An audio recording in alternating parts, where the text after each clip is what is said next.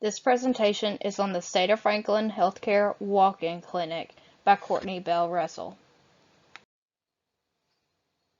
Here is a brief overview of State of Franklin Healthcare Associates. It is a physician-owned and operated group practice of 159 providers and over 700 team members. SOFA represents 12 primary care practices with a population of more than 112,000 unique patients who generate approximately 400,000 patient visits each year. A little history on the organization. SOFA was founded in 1998 and the walk-in clinic opened in 2008. State of Franklin Healthcare Associates is physician-owned and operated, so they have a large emphasis on physician leadership. Dr. James Hansen is the chief manager and Dr. Ronald Blackmore is the board chairman. Listed you'll see the board of governors and other physician leaders in the practice. Illustrated here is the executive leadership chart. At the top is Richard K. Panek, the CEO and administrator.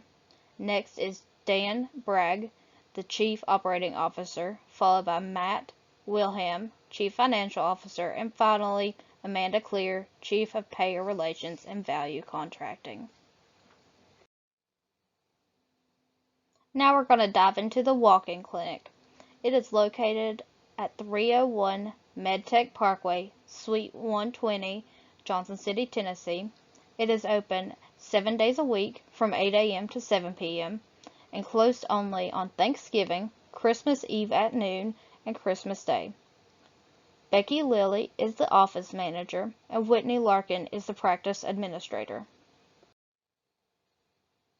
This is the current list of providers for the walk-in clinic, with Connie Stutes, MD, being the director of the walk-in clinic.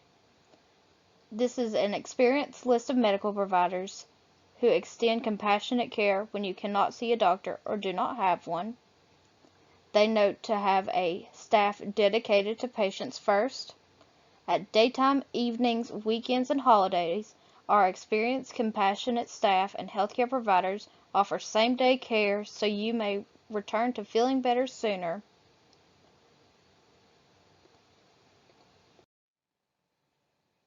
The purpose of the walk-in clinic is to provide accessible acute medical care for minor injuries and illnesses for patients in the Tri-Cities, Northeast Tennessee, Southwest Virginia region. Their goal is providing high-quality, compassionate, patient-centered care and to be a leader in acute care medicine in the area. They also strive to improve the health of residents in the area by providing access to acute health care and a connection to a physician for those who not see one regularly. Here is a list of some services that the walk-in clinic can provide. They can do many things from laceration repairs, breathing treatments for asthma and COPD exacerbation, incision and drainage for abscesses, pelvic exam and female wellness, orthopedic injuries from sprains and strains, sports and school physicals, biometric screenings, labs, diagnostic testing, vaccines, and now COVID screenings. Here are common conditions that are seen at the walk-in clinic: dehydration, respiratory illnesses, asthma, COPD exacerbation, urinary tract infections, kidney stones, non-emergent or allergic reaction, dizziness, viral infection, gastrointestinal problems, orthopedic sprains and strains, other non-emergent or life-threatening issues. The walk-in clinic's role in the community is to provide acute care. It is open longer hours, weekends and holidays to accommodate those who work and to provide treatment for when other offices are closed. It is there to provide accessible medical care and connect patients to physicians that either do not have a primary care doctor or would not seek treatment in a traditional doctor's office or ER setting. The walk-in clinic provides an alternative to going to the ER for many acute care needs, those that are not life-threatening or severe medical emergencies. Some notable accomplishments for State of Franklin Healthcare's walk-in clinic are they are consistently noted as a leader for acute care in the community. They were the first clinic to offer call-ahead walk-in in 2013. And per Rich Panek, SOFA CEO, to the best of my knowledge, we are the only walk-in medical clinic in the area to provide such accommodating hours year-round.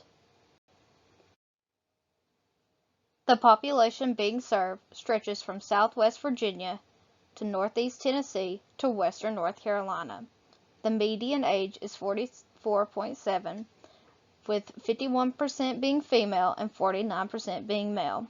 The median household income for the Tri-Cities is $47,265. The average household income in Johnson City is $67,401. The population percentage below poverty line is 16.5% in the Tri-Cities. The poverty rate in Johnson City is 21.68%. Population health issues. The current percentage of our population with no health insurance is 12.1%. The current national average is 10.6%. The percentage of our population smoking is 21.1%. Compare that to the national average of 17.3%. Our average life expectancy in the Tri-Cities is 76.5, compared to the national average of 77.9.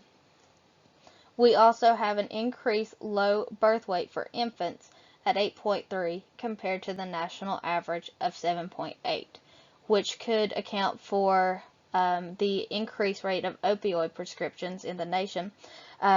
One source I found stated that Tennessee has one of the highest rates of opioid prescriptions in the nation, and more than half of drug overdoses deaths in Washington County in 2015 involved an opioid.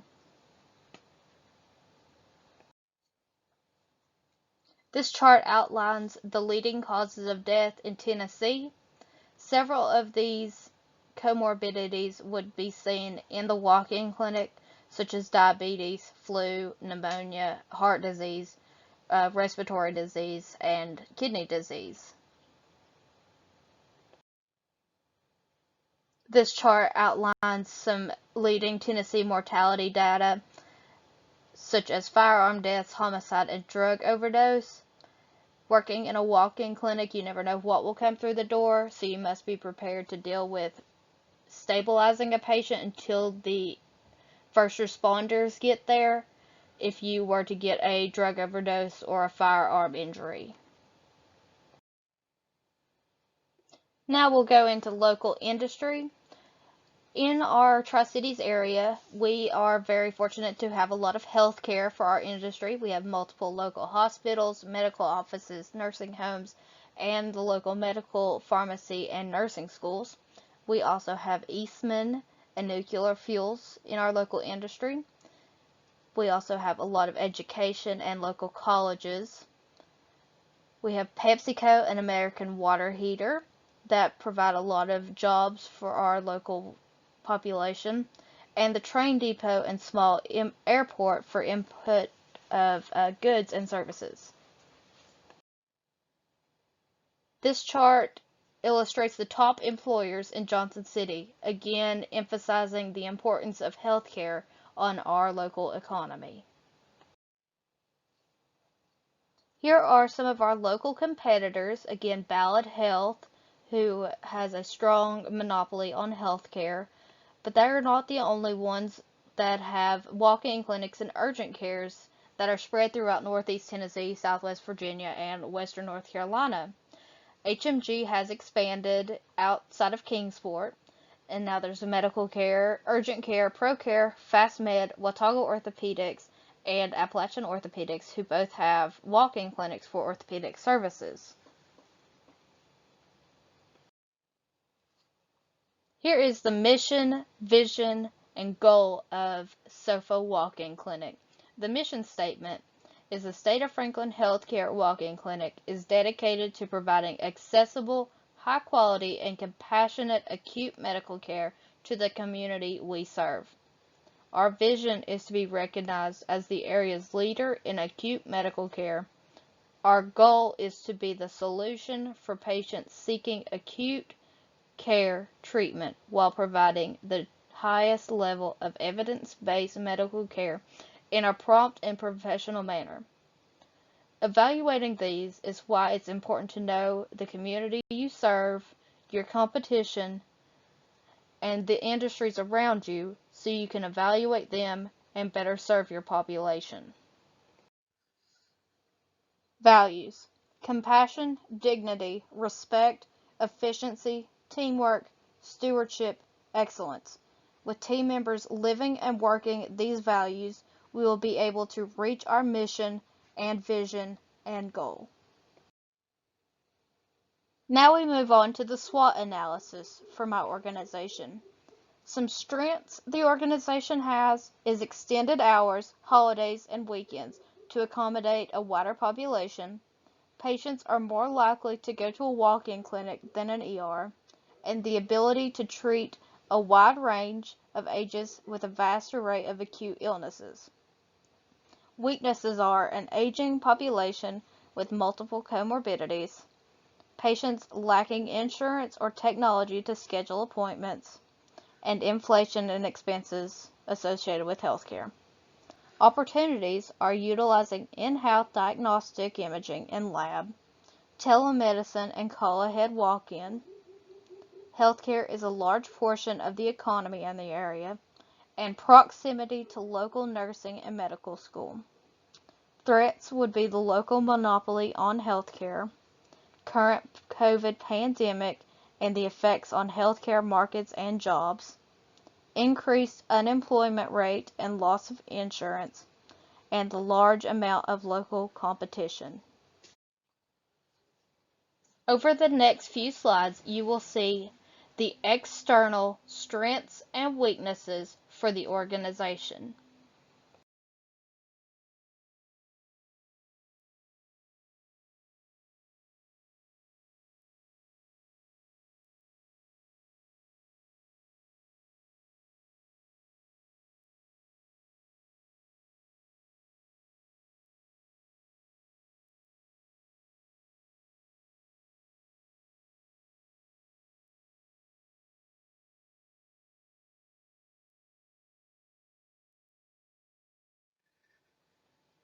This is the internal operational analysis, highlighting the internal strengths and weaknesses for the organization.